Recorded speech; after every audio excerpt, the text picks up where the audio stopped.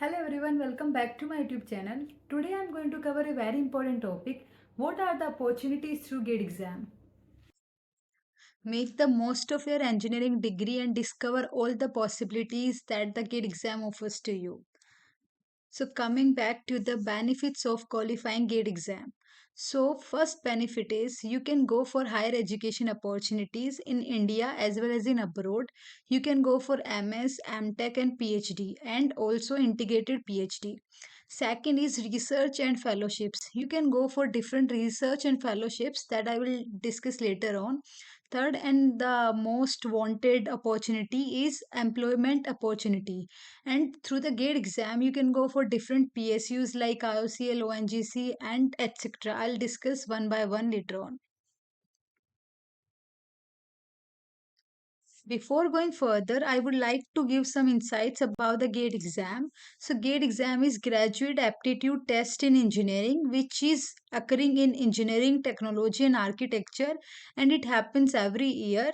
And that is conducted by seven IITs and IISc.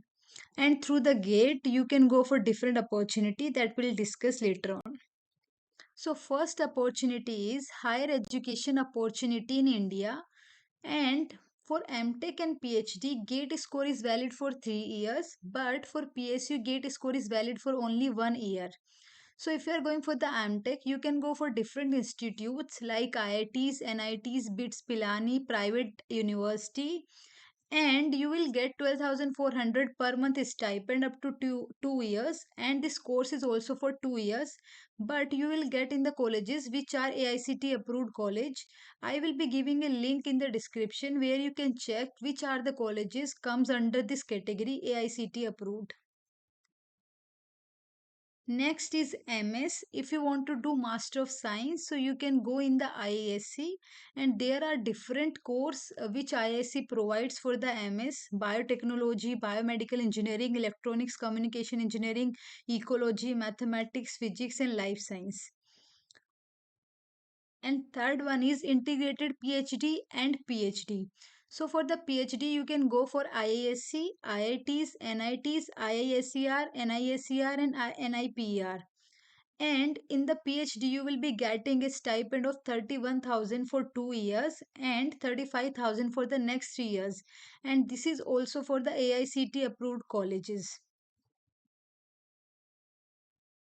Now, if you want to go for the abroad for doing PhD and MS, so there are two universities which are very prestigious university.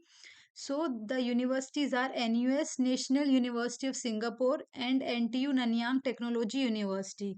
So there you can do your MS and the PhD, and these colleges take admission based on the GATE score. Minimum eligibility criteria is 90%, and you can calculate your percentile from this formula: total number of students minus your rank divided by total number of students multiplied by 100.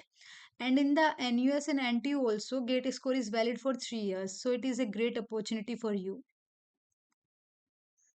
So going back to the next opportunity, research and fellowships opportunity. So first one is PMRF, Prime Minister Research Fellowships. So these are the criteria that you need to fill for these fellowships. So first is the students must have qualified GATE and be pursuing or have completed MTech MS by research at one of the PMRF granting institutes, having a minimum CGPA of 8 at the end of the semester with a minimum of 4 courses. And suppose if you avail this fellowship, in that case you will be getting 70,000 per month for the 3 year and 80,000 per month in the fourth and fifth year. And these are the not only criterias, your work will also be evaluated after 3 to 4 months. And you can apply for this fellowship if you are going for the PhD program in one of the PMRF granting institutes. I will be mentioning the link which are the PMRF granting institutes. The next one is JRF and SRF fellowships. So these are some of the institutes which provide these kind of fellowships. There are almost 14 to 15 institutes which give this fellowship, JRF and SRF. They provide you some project, you have to work for that, and you can avail this fellowship.